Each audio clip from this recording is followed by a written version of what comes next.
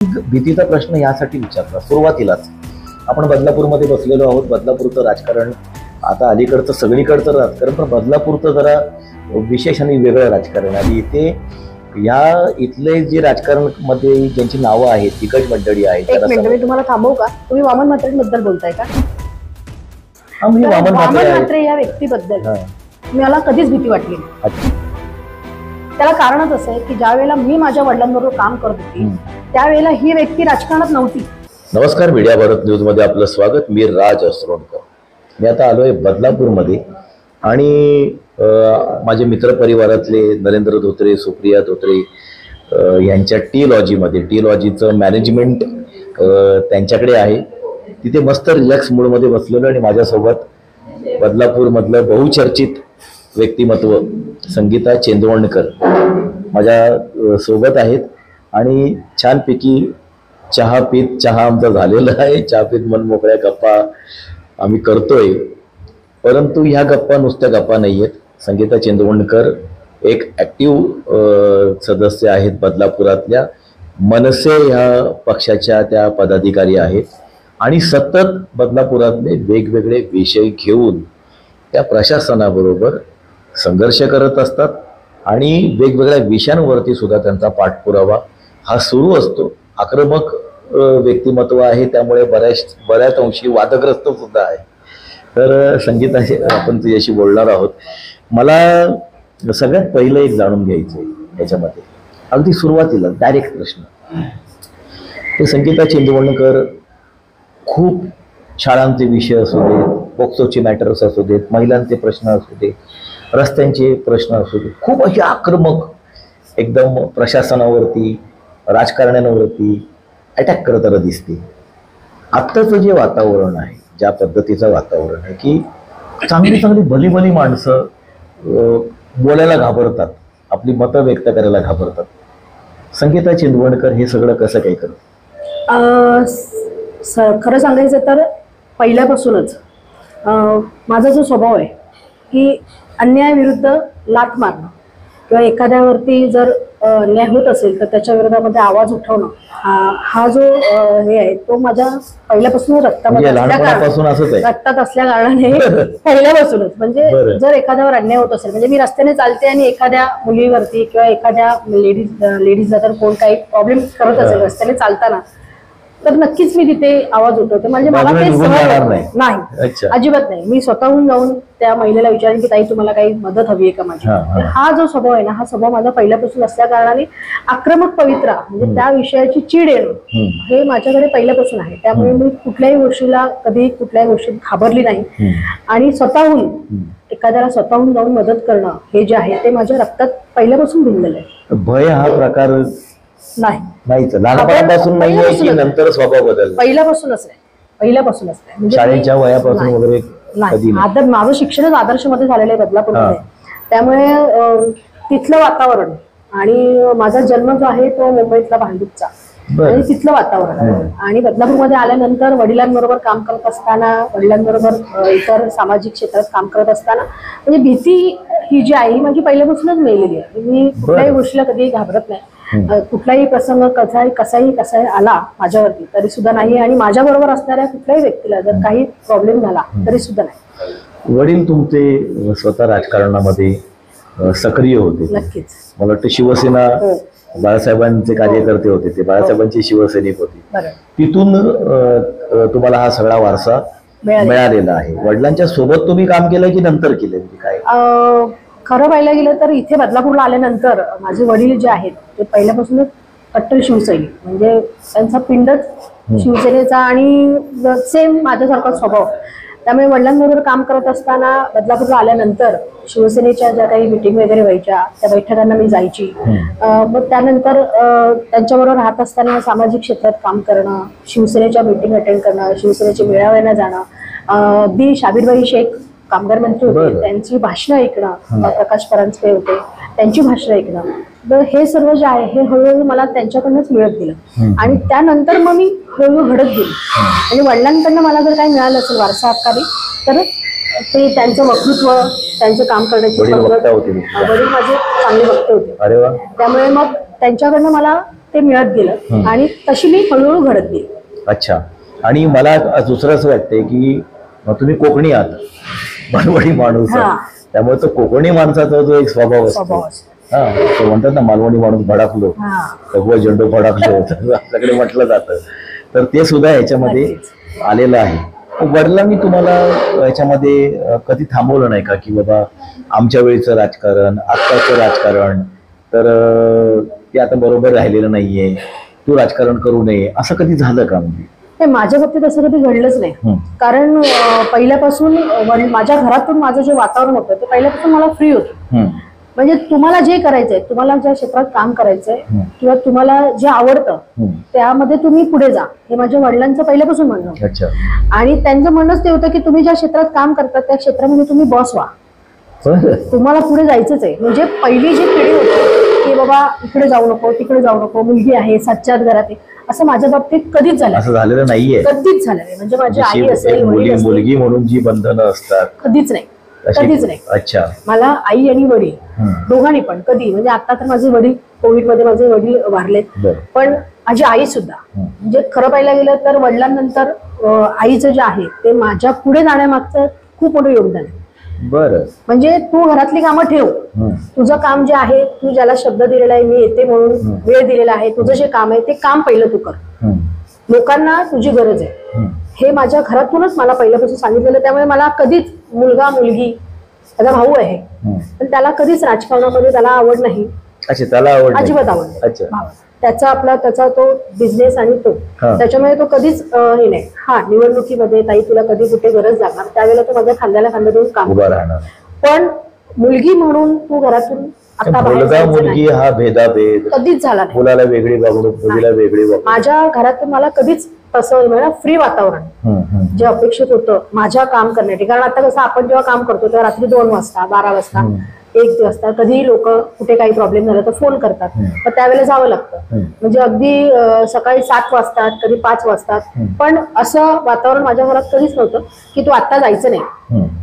म्हणजे कधी कधी तर असं व्हायचं की माझे वडील घरात असायचे, मी बाहेरून दरवाजाला कडी लावायची, बाबा मी 10 मिनिटं देते, तर मला यायला उशीर व्हायचा, तोपर्यंत माझे वडील जागे असायचे. नाही, माझी मुलगी सांगितलेल्या टाइमात येणार म्हणजे येणार.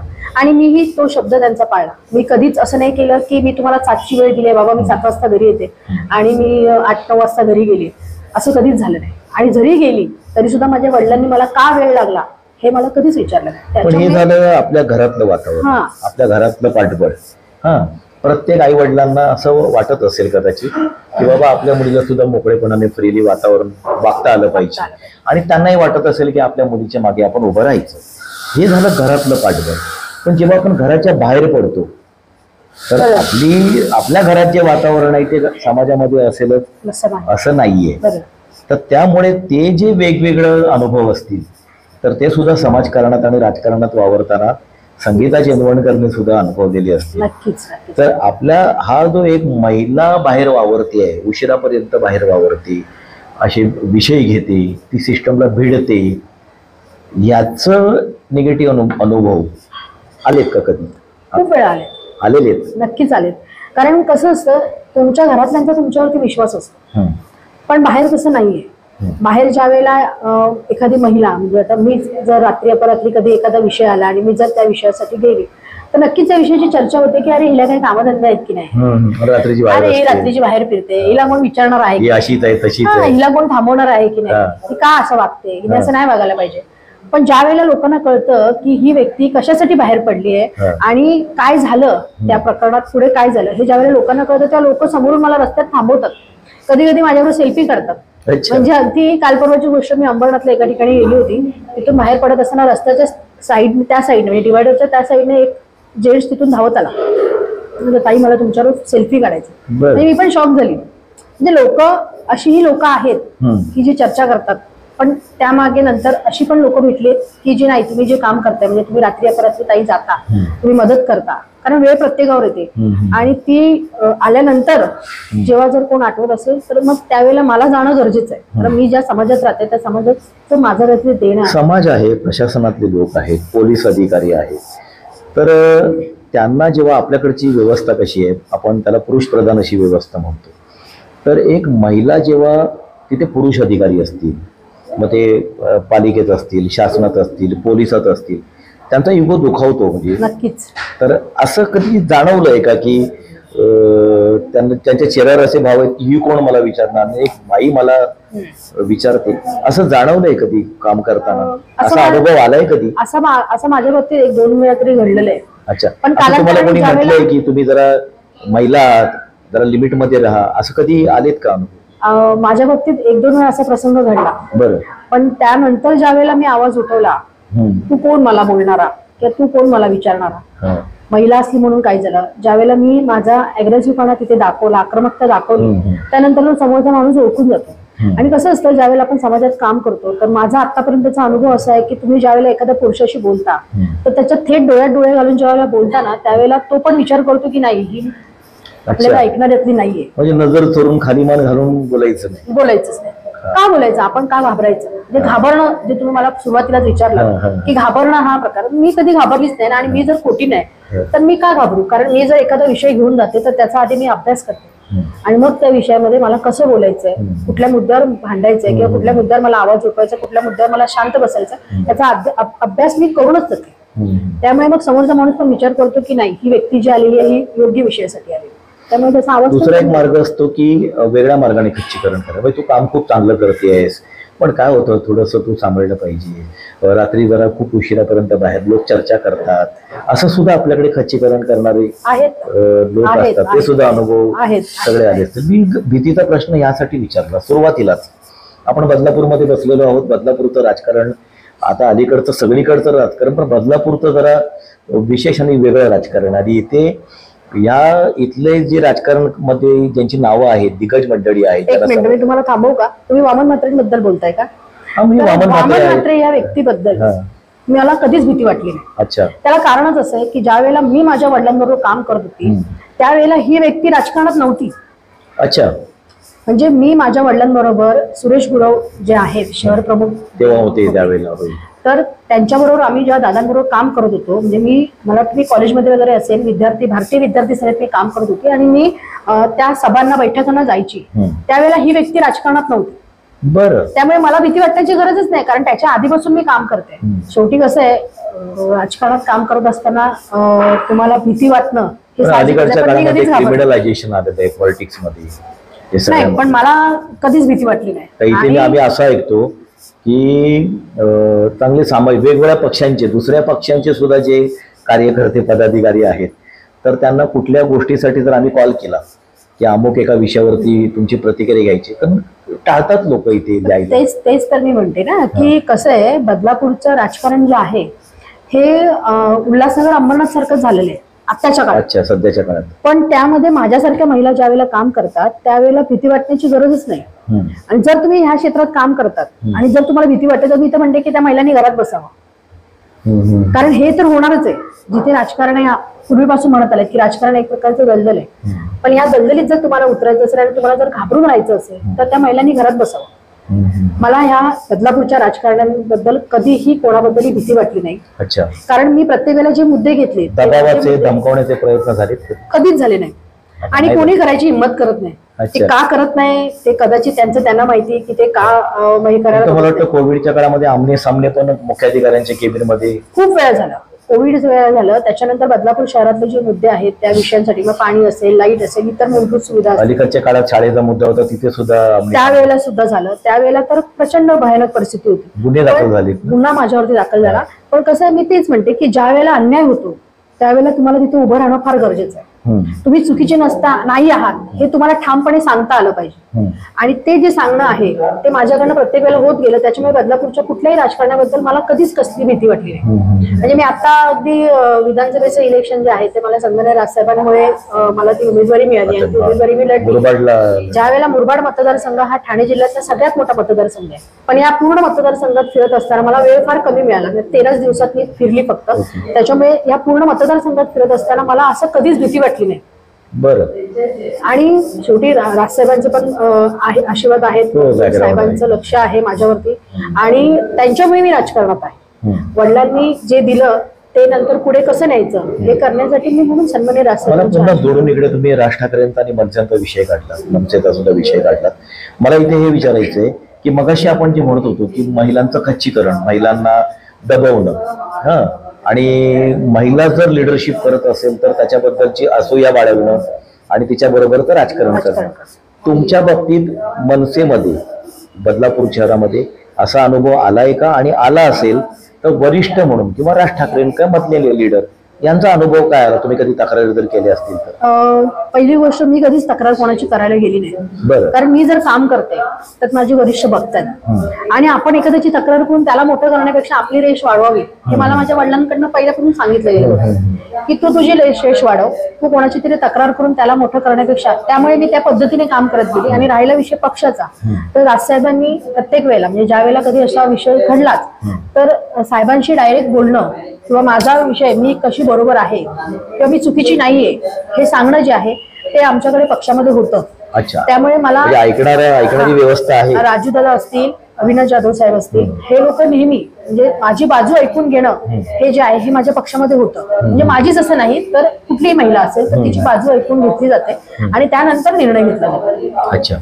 दुसरी एक महत्वाची गोष्ट की बदलापूर गावाचं राजकारण, म्हणजे वडिलांसोबत त्यावेळेला त्यांचं बोट पकडून केलेलं त्यावेळेचं बदलापूर एक गाव असलेलं आणि हळूहळू ते डेव्हलपिंग स्टेजमध्ये होतं, तर सुरुवात झालेली होती कुठेतरी. आजचे जे बदलापूर आहे ते पुणे पनवेलला कनेक्ट झालेलं, प्रचंड वाढलेलं, खूप इथे आता रिअल इस्टेट मोठ्या प्रमाणावर आले, बाहेरून लोक मोठ्या प्रमाणावरती आलेले आहेत. इथल्या परिभाषा, समीकरणं, गणित ही प्रचंड आता बदललेली आहेत या सगळ्या ह्याच्यामध्ये. या बदललेल्या राजकारणाची काय आव्हान आहेत समोर? म्हणजे आधीचं राजकारण, त्यावेळेचं आणि आत्ताचं बदललेलं राजकारण, बदललेली लोकसंख्या, काय आव्हान आहेत बदलापूरच्या राजकारणामध्ये आता सध्या काम करताना? कुठले विषय घेऊन तुम्ही काम करताय? खरं पाहायला गेलं तर बदलापूर जे आहे ते तुम्ही म्हणालात त्याप्रमाणे चौथ्या मुंबईच्या दिशेने वाटचाल करणारं शहर आहे. अच्छा. आजूबाजूची जी शहरं आहेत ती ह्याला कनेक्ट झालेली आहेत. आणि पूर्वीचं बदलापूर आणि आत्ताचं बदलापूर यामध्ये फरक असा राहिलेला आहे की बाहेरून जी लोक आलेली आहेत ती आता खरे मतदार आहेत बदलापूरच्या. स्थानिक इथले जे आहेत ते आहेत, पण त्याचबरोबर बाहेरून जो येणारा वर्ग आहे हा खूप मोठ्या प्रमाणावर आहे. त्यामुळे तिथल्या लोकांना इथलं राजकारण समजणं फार गरजेचं आहे. आणि हे सर्व बाहेरून आलेल्यांना समजून घेणं गरजेचं आहे. आणि स्थानिकांनी सुद्धा बाहेरून येणाऱ्यांना समजून घेणं गरजेचं आहे. कारण बदलापूर जर वाढतंय तर खूप चांगली गोष्ट आहे, पण बाहेरून आलेला जो वर्ग आहे हा मतदार आहे खरा आता.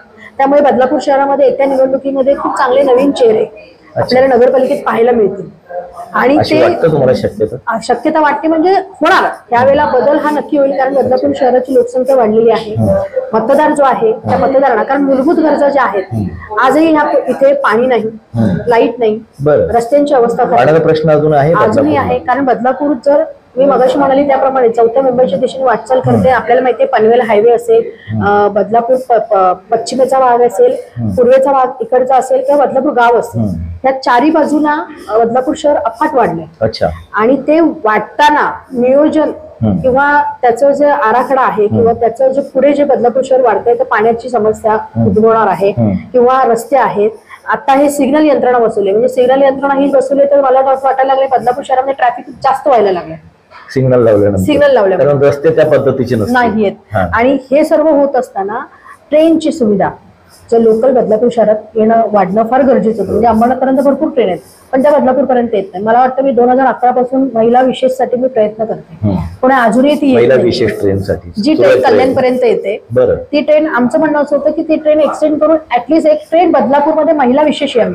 हे 2011 पासून मी बदलापूरला मध्यंतरी एक महिला सुद्धा सकाळच्या गर्दीमध्ये चिरडून तिथं जगावली होती. मी तेच सांगते ना की हे जी संख्या आहे ही वाढते आणि त्या वाढणाऱ्या संख्येला अनुसरून जे नियोजन होणं गरजेचं आहे ते होत नाही. आणि त्यासाठी आम्हाला फाईट करावी लागते. पण त्याला तुम्ही कोणाला जबाबदार कराल? स्थानिक प्रशासन, स्थानिक नेतृत्व, स्थानिक राजकारण, राज्य सरकार, कोणाला जबाबदार कराल? मी तर म्हणेन या सर्वांनाच. कारण स्थानिक प्रशासन म्हणाल तर शेवटी आमदार खासदार हे आलेच. यांनी बदलापूर शहराकडे कधीच लक्ष दिलं नाही. फक्त निवडणुका आल्यावरती हे लोक प्लॅटफॉर्मची आणि ट्रेनची याच्यामध्ये गॅप मध्ये उंची मोजायला जातात. त्याच्या व्यतिरिक्त यांनी काहीच केलं नाही. आजही तुम्ही जाऊ शकता, कधीच वाढली नाही. आजही तुम्ही बदलापूर स्टेशनला जाऊ शकता, टॉयलेटची सुविधा नाहीये. बदलापूर स्टेशनला टॉयलेट नाहीयेत. बरं. म्हणजे बदलापूर पश्चिमेला जे ई टॉयलेट बसवलं गेलंय त्याचाही पाठपुरावा आम्ही केला होता, त्याच्यामुळे ते ई टॉयलेट लागले. पण आज ते ई टॉयलेट जे आहे ना तिथे अक्षरशः लोक लाईनला उभी राहतात. संध्याकाळी ट्रेनने येणारी महिला असेल, मग ती प्रेग्नेंट महिला असेल, कॉलेजमधली मुलगी असेल, हे जे वयस्कर लोक असेल, डायबिटीस पेशंट आहेत, त्याच्यामुळे हे जे लोक येतात ना यांच्यासाठी टॉयलेटची सुविधा बदलापूर स्टेशनला आजही नाहीये. मग जर तुम्ही मूलभूत सुविधा देत आणि त्याच्यासाठी जर आम्हाला संघर्ष करावा लागतोय तर ही खूप लाजिरवाणी गोष्ट आहे. आज वर्षानुवर्ष 20-20, 25-25 वर्ष तुम्ही आमदार आहात, खासदार निवडून येत आहेत, मग हे का येत आहेत? तर बदलापूर शहराची अवस्था अशी आहे. थोडक्यात तुमचं म्हणणं आहे की प्रस्थापित जे राजकारणी आहेत ते फेल आहे, तिथले फेल आहेत, लिटरली फेल आहेत. बदलापूर ज्या पद्धतीने वाढतंय त्या पद्धतीने नियोजन नाहीये आणि ह्या सगळ्या मंडळीकडे ते विजन पण नाही. आणि त्यातल्या त्यात मी अजून एक मुद्दा असा मांडेन की बदलापूर शहर जे आहे त्याची आजची जी लोकसंख्या आहे ती 2.5 ते 3 लाखाच्या जवळजवळ घरात गेली, त्याच्यापेक्षा जास्त असेल. पण भिवंडी लोकसभा येते, मुरबाड विधानसभा येते, अंबरनाथ तालुका येतो आम्हाला, आणि बदलापूर जिथे खरी लोकसंख्या आहे, जिथे लोक बाहेरून मोठ्या प्रमाणात येत आहेत, तिथल्या लोकांची तर भयानक दुरावस्था आहे. म्हणजे विधानसभा कुठे, लोकसभा कुठे राहिली, तुमचा अंबरनाथ तालुका कुठे राहिला आणि बदलापूर शहर कुठे राहिलं? अच्छा, त्याचं काही ताळमेळच नाही. त्याच्यामुळे प्रत्येक वेळेला लोकसभा विधानसभेचं इलेक्शन आलं का विधानसभेला, आता लोकसभेला आमच्याकडे तुम्हाला खासदार भिवंडीच आहे. हा, बरं, सुरेश आमदार मुरबाडचे, आणि बदलापूर करणारा वालीच नाही ना कोण. आणि इथले जे प्रस्थापित आहे, जे वर्षानुवर्ष नगरसेवक म्हणून निवडून येतात, लोकप्रतिनिधी, त्यांचं काही कामच नाहीये. आणि आता मागचे जवळजवळ 5-6 वर्ष झाले तर निवडणुकाच झालेल्या नाहीये. त्यामुळे प्रशासकीय राजवट आहे, आणि प्रशासकीय राजवटीमध्ये तर काय विचारायलाच नको. जवळजवळ 1100-1200 ठराव यांनी असेच इलिगल ठराव करून टाकलेले आहेत. वाटेल तिथे शिशोभीकरण करून तक्रारी गेलेत, आवाज उठवलेला आहे, बराच वेळा आवाज ऐकलं जातंय राज्य सरकारकडे. आम्ही कसं आहे, शेवटी सत्ता यांची आहे आणि यांचीच लोक त्यात अडकलेली आहेत. त्यामुळे त्या चौकशा कधी होणार? आता माझं 2018 पासूनचा बदलापूरचा रस्त्याचा घोटाळा मी जो आहे तो काढलेला आहे. 2018 पासून ते प्रकरण लावून धरलेलं आहे, पण अजूनही काही त्याच्यामध्ये होत नाहीये चेंजेस. मी अँटी करप्शनला इन्क्वायरी लावलेली आहे त्याची. त्याच्यानंतर भुयारी गटार योजना असेल बदलापूर, म्हणजे आज तुम्ही इथे बसलात ना सर, तर तुम्ही जर बदलापूर उल्हास नदीचा ब्रिज जर क्रॉस केलात तर उल्हास नदीच्या ब्रिजच्या पलीकडे भुयारी गटार योजना गेलीच नाही. बरं, म्हणजे ही सगळी जी भयानक परिस्थिती आहे, हे पाणी आज उल्हास नदीच्या इथे जे अनधिकृत काम चालू होतं, पाणी रिटर्न येणार. त्याच्यानंतर माझ्याच वॉर्डमध्ये मी आता काल परवा एक आपली फेसबुकवर मी पोस्ट टाकली आहे की नाले बुजवून शिशोभीकरण चालू आहे. असा विकास नकोय आम्हाला. अच्छा. आणि ह्याच्या विरोधात, कारण भविष्यात जे बदलापूर होणार आहे, तर बदलापूर म्हणजे काय शेवटी होतंय की पूर इथे पूर परिस्थिती निर्माण होते. कर्जत वगैरे त्या साईडला ज्यावेळेला पाऊस पडतो त्यावेळेला बदलापूरला पाणी उतार असल्या कारणाने इकडे येतं. इथले नाल्यांवरती अनधिकृतरित्या बांधकामं केलेली आहेत. त्याच्या विरोधामध्ये आवाज उठवायला कोणतरी हवं ना. यांना विरोधकच 2005 ची परिस्थिती झाली, त्याच्यातून धडा काही घेतलेला नाहीये, अजिबात नाही, अजिबात. कारण मला वाटतं पहिल्या माळ्यापर्यंत इथे पाणी होतं त्या 2005च्या, मी तर म्हणते 2005च्या नंतर सुद्धा बदलापूर नगरपालिकेच्या रेकॉर्डला बदलापूर शहरातले नालेच नाहीयेत. अच्छा, ही दुर्दैवाची गोष्ट आहे की तुमच्या रेकॉर्डला जर नाले नाहीयेत आणि तुम्ही सांगणार की तो नाल्यामध्ये 7-12 आहे त्याचा, आणि नाल्यात 7-12 कुठून आला बाबा? ही भयानक परिस्थिती आहे. याच्या विरोधामध्ये यांच्याकडे विरोधकच कोण नाहीयेत. लोक बोलायला घाबरतात. ज्यावेळेला आमच्यासारखा आवाज उठवतो त्यावेळेला आम्हाला लोक सांगत नाही, ताई तुम्ही बरोबर बोललात, तुम्ही हे विषय मांडायला पाहिजेत.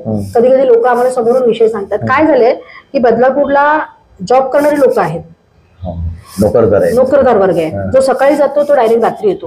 शनिवार रविवार लोकांना सुट्ट्या असतात, ते ट्रॅफिक मध्ये अडकतात, आणि मग असं वाटतं ना ट्रेनचा प्रवास आहे. त्यामुळे मग लोक काय म्हणतात की जाऊ देत ना, कुठे पण कोणतरी आवाज उठवतंय ना.